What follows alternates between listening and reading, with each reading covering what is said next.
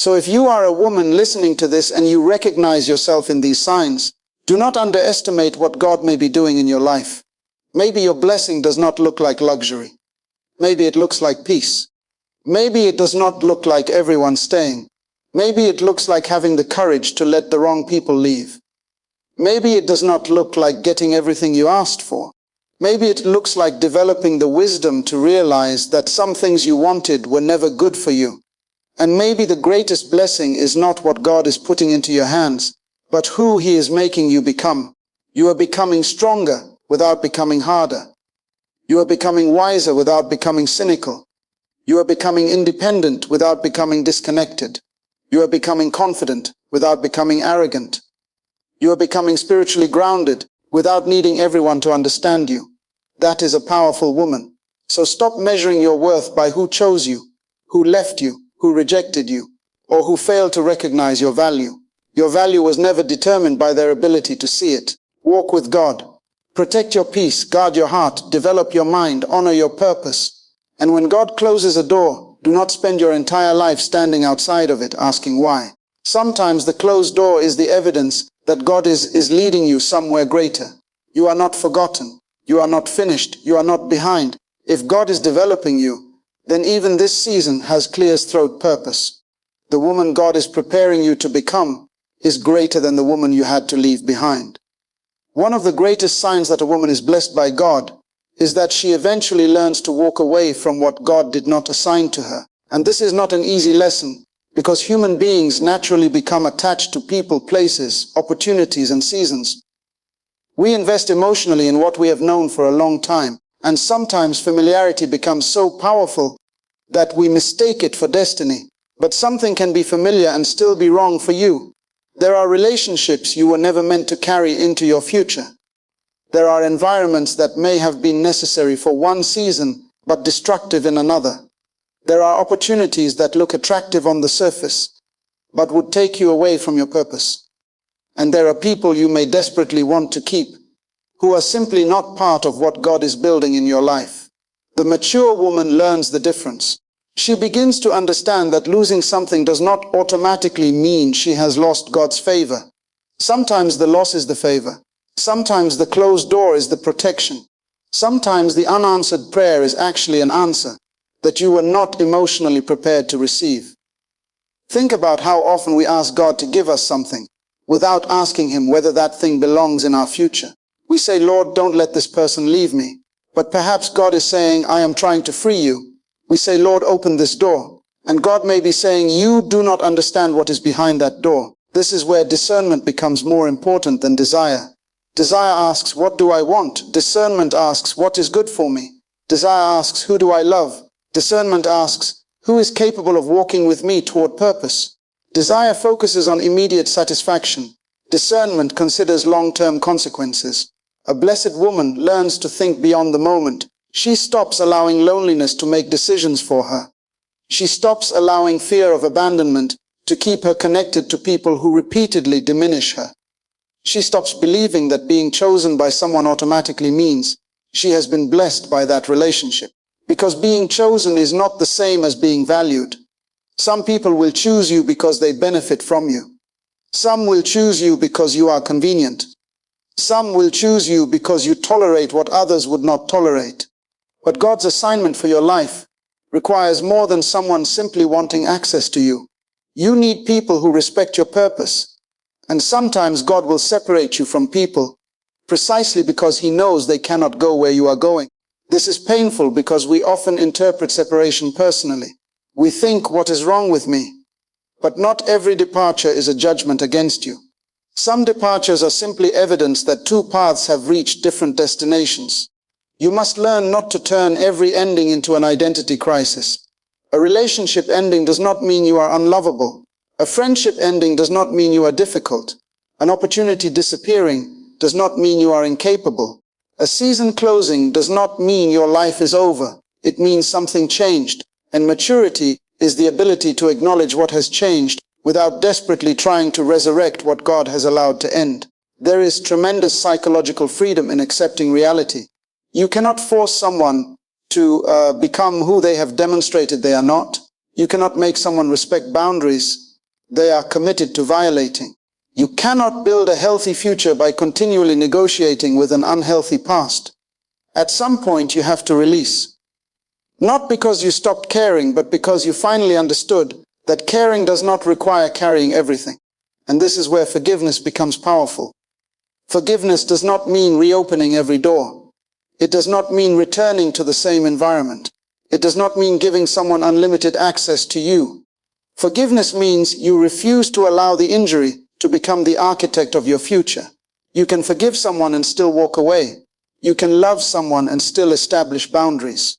You can appreciate what a person meant in one season and still recognize that they cannot accompany you into the next. That is not hatred. That is discernment.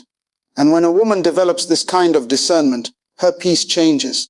She no longer needs to chase what is leaving. She no longer begs people to understand her value.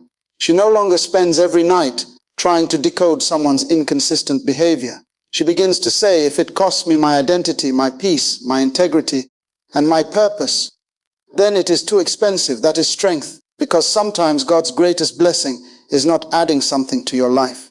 Sometimes it is giving you the courage to remove what was quietly destroying it. So if something has left your life, do not immediately assume that you have been forgotten by God. Step back, examine the lesson, examine the pattern, examine who you are becoming. Perhaps the separation is creating space. Perhaps the rejection is redirecting you. Perhaps the ending is preparing you. And perhaps for the first time, God is teaching you that you do not need to hold on to everything you love. You only need to hold on to what belongs to your purpose. What God removes from your life may be the very thing making room for what He intends to build through you. There is another sign that God has been doing something significant in a woman's life, and that is the development of a quiet strength that no longer needs to prove itself. You see, real strength is often misunderstood. We have been taught to associate strength with volume, confrontation, dominance, and the ability to overpower another person. But some of the strongest people you will ever meet are not loud at all. They have learned something that takes years of maturity to understand. You do not have to respond to everything simply because you have the ability to respond. There is power in restraint. A woman who is becoming emotionally and spiritually mature begins to understand that every battle does not deserve her energy. Every accusation does not require a defense. Every misunderstanding does not require an explanation. Every person who walks away does not deserve to be chased. Why? Because she has discovered that her value is not established by other people's opinions. This is a profound psychological shift. When your identity is dependent upon external validation, you become controlled by the reactions of other people. If they praise you, you feel valuable. If they criticize you, you question yourself. If they accept you, you feel secure. If they reject you, you begin wondering what is wrong with you. But when your identity becomes rooted in something deeper, people's opinions lose their ability to control your emotional state. You can listen without being destroyed. You can be criticized without collapsing. You can be misunderstood without becoming desperate to explain yourself. You can be rejected without deciding that you are worthless. That is quiet strength. And understand this. Quiet strength does not mean that you never speak. It means you have learned when speaking is necessary and when silence is wiser. There are moments when you must confront.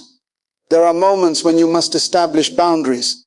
There are moments when you must say no. But there are also moments when the most intelligent response is to remain silent and continue moving.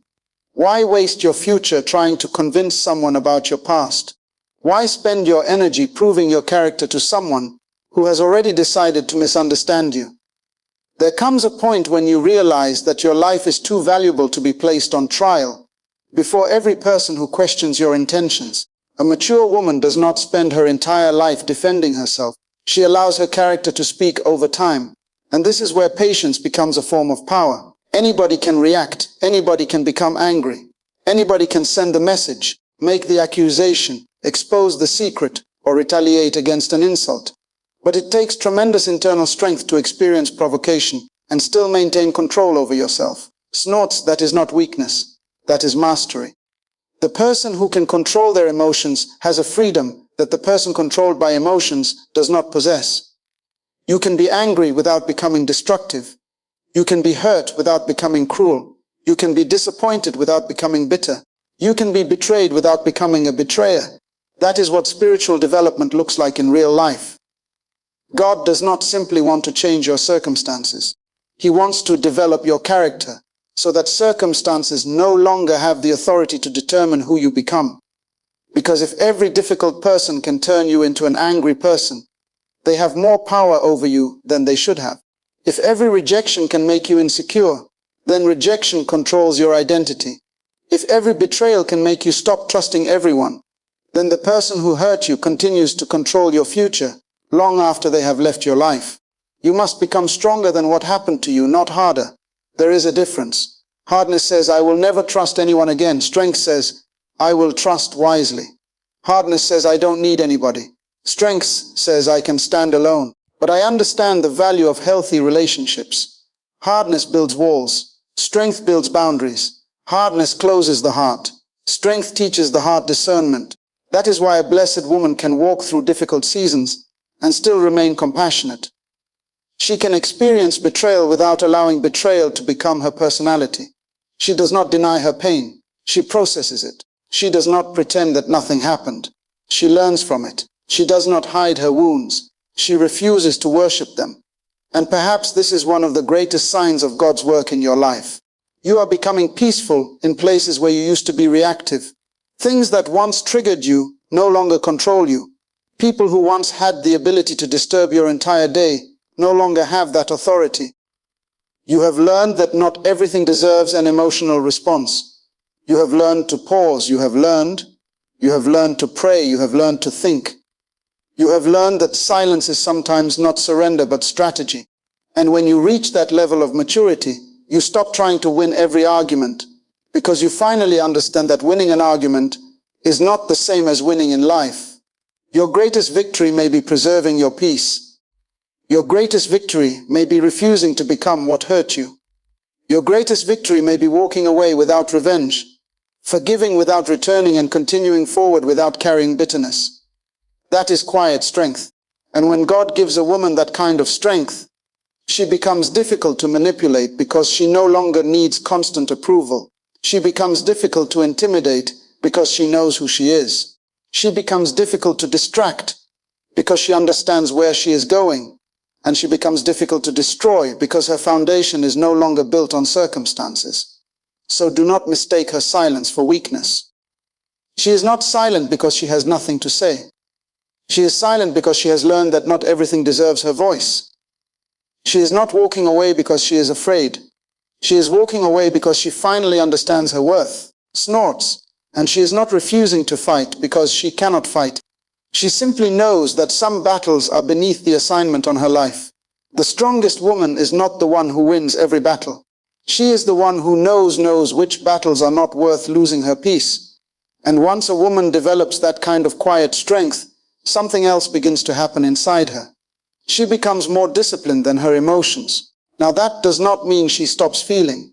In fact, mature women often feel very deeply. They love deeply. They care deeply. They experience disappointment deeply, but they have learned something extremely important. An emotion is a signal, not a command. Just because you feel something does not mean you have to act on it. You can feel anger and still choose wisdom. You can feel loneliness and still refuse the wrong relationship. You can feel fear and still move forward. You can feel attraction and still ask whether the person is compatible with your values and your purpose. That is emotional maturity. Too many people allow temporary feelings to make permanent decisions. They make a decision when they are angry, commit when they are lonely, speak when they are offended, and walk away when they are disappointed. Then later, when the emotion disappears, they have to live with snorts, the consequences of a decision made while they were emotionally overwhelmed. A woman who is becoming mature learns to create space between what she feels and what she does. That space is where wisdom lives. Think about it. Someone says something hurtful to you. Your first instinct may be to respond immediately. You want them to feel what you feel. You want to defend yourself. You want to prove that they were wrong. But maturity asks a different question. What response will protect my future? That question changes everything. Because your goal should not simply be to release your emotion. Your goal should be to manage your emotion in a way that protects your purpose. You cannot build a meaningful life if every emotional storm determines your direction? And this is where prayer becomes more than a religious activity. Prayer creates a pause between impulse and action. It gives you an opportunity to step outside your immediate emotional perspective and seek wisdom beyond yourself. Sometimes you need to pray before you answer. Sometimes you need to sleep before you decide. Sometimes you need to become quiet before you speak. Sometimes you need to step away from a situation long enough to see it clearly. Because when emotions are high, perspective becomes narrow. And one of the greatest dangers in life is making a permanent decision based on a temporary emotional condition. A blessed woman learns to examine her feelings instead of automatically obeying them. She asks, why am I feeling this? Is this fear or discernment? Is this love or attachment? Is this conviction or insecurity? Am I responding to what is actually happening? Or am I responding to something that happened to me in the past? Those questions require honesty, because sometimes the problem is not the person standing in front of you. Sometimes the problem is an unresolved wound from behind you. If you have been betrayed before, you may interpret healthy behavior as suspicious. If you have been rejected before, you may become desperate for acceptance. If you have experienced inconsistency, you may become addicted to uncertainty, because uncertainty feels familiar. This is why emotional discipline matters. You cannot allow yesterday's wounds to become tomorrow's decision makers. You must learn to separate history from reality. Not everyone is the person who hurt you. Not every closed door is rejection. Not every delay means abandonment. Not every disagreement means the relationship is over. Discernment requires you to look at reality rather than simply react to memory. And this is also why a mature woman stops confusing attention with love. Someone can give you attention and still have no intention of honoring you. Someone can speak beautifully and still possess poor character. Someone can make you feel wanted and still be completely wrong for your future. Feelings are powerful, but feelings are not always accurate. Character must be examined, consistency must be examined, values must be examined, purpose must be examined. You should not simply ask, how does this person make me feel? Ask, who am I becoming around this person? That is a much deeper question. Because the right relationship should not require you to become smaller, confused, dishonest, fearful, or disconnected from your purpose just to maintain it. The right connection should challenge you toward growth, not demand that you abandon your identity. And the same principle applies to opportunities. Not every opportunity is an assignment. Just because you can do something does not mean you should do it. Just because a door is open does not mean you are supposed to walk through it. Wisdom knows that opportunity and purpose are not always the same thing. Sometimes the greatest discipline is saying no to something good, because you are protecting yourself for something better. That requires emotional maturity, because your ego will often want to be seen, chosen, included, and celebrated. But purpose sometimes requires you to disappoint people. You will have to say no. You will have to establish boundaries. You will have to walk away from invitations that look attractive. You will have to resist the pressure to prove yourself. Snort, and you will discover that saying no to the wrong thing is actually saying yes to your future. This is why a blessed woman becomes increasingly difficult to manipulate. She is not controlled by flattery. She is not controlled by guilt. She is not controlled by fear of being alone. She is not controlled by the need to be constantly validated. She can listen to criticism without immediately accepting it. She can receive compliments without becoming dependent on them. She can experience rejection without allowing it to define her. She has developed an internal center. And when a person has an internal center, external circumstances may shake them, but they do not have to control them. That is what God wants to develop in you. Not a woman who never feels. A woman who knows what to do with what she feels. Not a woman who never gets hurt. A woman who knows how to heal without becoming bitter. Not a woman who never experiences fear. A woman who refuses to let fear become her master. Because maturity is not the absence of emotion. Maturity is the ability to feel deeply without surrendering your destiny to what you feel. And when a woman learns to control her emotions, develop discernment, and protect her peace, she begins to discover something even deeper about herself. There is a purpose inside her that pressure cannot destroy. This is important because purpose is not proven when everything is easy. Purpose is revealed when life becomes difficult, and you still find a reason to continue. Anybody can be confident when they are winning. Anybody can have faith when the answer has already arrived. Anybody can speak about purpose when doors are opening and people are applauding. But what happens when the door closes? What happens when the person you trusted walks away? What happens when the opportunity you expected disappears? What happens when you pray and the answer does not come in the timing you wanted? That is where character is tested. Pressure has a way of revealing what is actually inside you. It exposes whether your confidence was rooted in circumstances or whether it was rooted in something deeper. And perhaps you have been asking, why has my life been so difficult? Maybe a better question is, what is this difficulty producing in me? Because every challenge carries the potential to develop something. Pressure can produce patience. Disappointment can produce wisdom. Rejection can produce independence. Failure can produce humility. Waiting can produce endurance. This does not mean that every painful experience was sent by God. It means that God can use experiences you never wanted to develop qualities you never knew you needed. That distinction is important. You may not have chosen the season, but you can choose what the season produces. You may not have chosen the disappointment, but you can choose whether disappointment makes you bitter or wiser. You may not have chosen the rejection, but you can choose whether rejection destroys your confidence or redirects your attention toward your purpose. A woman who understands this stops asking only why me. She begins asking, what can I learn? That is a transformation in thinking. And once your mind changes, your relationship with difficulty changes. You stop seeing every obstacle as evidence that God has abandoned you. You begin to understand that resistance is sometimes part of development. A seed does not become a tree without pressure. Character does not become strong without testing. Wisdom does not become deep without experience. And purpose does not become mature without responsibility. This is why some of the strongest women you meet are not women who have lived easy lives. They are women who have lived difficult lives and refuse to let difficulty have the final word. They cried, but they continued. They were disappointed, but they continued. They were misunderstood, but they continued. They lost people, but they continued. They failed, learned, adjusted, and continued. There is something powerful about a woman who has discovered that her circumstances do not have the authority to define her future. She knows that one bad chapter is not the whole story. She knows that a season of uncertainty is not the same as a life without direction. She knows that being delayed is not the same as being denied. And most importantly, she understands that her identity must be bigger than her circumstances. If your identity is based on your relationship status, what happens when the relationship ends? If your identity is based on your career, what happens when the position disappears? If your identity is based on people's approval, what happens when people change their opinions? If your identity is based on success, what happens when you fail? You need something deeper. Purpose gives you that depth. Purpose says, I am more than what happened to me.